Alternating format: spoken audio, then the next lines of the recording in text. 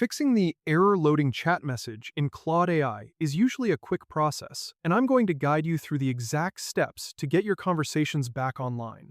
The first thing you should do is the simplest. Refresh your browser page. If you are using the desktop app, fully close it and reopen it. Sometimes the connection just needs a quick reset to sync properly with the servers. If that doesn't work, take a look at the specific thread you're trying to open. If only one specific conversation is failing, that thread might be broken or too long.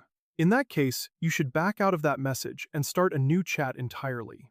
Now, if a new chat doesn't fix it, the problem is likely your browser data. You'll want to go into your settings and clear your browser cache and cookies specifically for the Claude site. The important thing is that this will sign you out, so you will need to sign back in once you reload the page. While you are doing that, check your browser extensions. Ad blockers, VPNs, and script blockers are the most common culprits for these types of errors. Toggle them off one by one to see if Claude starts working again.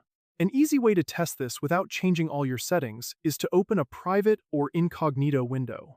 If Claude works there, you know one of your extensions is causing a conflict. You also need to consider the length of your conversation. Claude has a context limit, and if your chat is heavily loaded with large file uploads or is extremely long, it can trigger a loading error.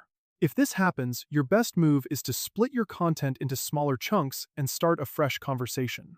Now, this goes both ways. While a new chat is more stable, you won't have the immediate context of your previous messages, so you'll have to provide the key details again. If you've tried all of these steps and the error persists, it is likely a server-side issue or heavy traffic on Google's end. In these cases, your device is fine, and you just need to wait a few minutes for the service to stabilize. You can check a site status page to see if there is a known outage. To be certain, try switching to a different browser entirely. If you're on Chrome, try Safari or Firefox. This helps you rule out a specific browser version issue.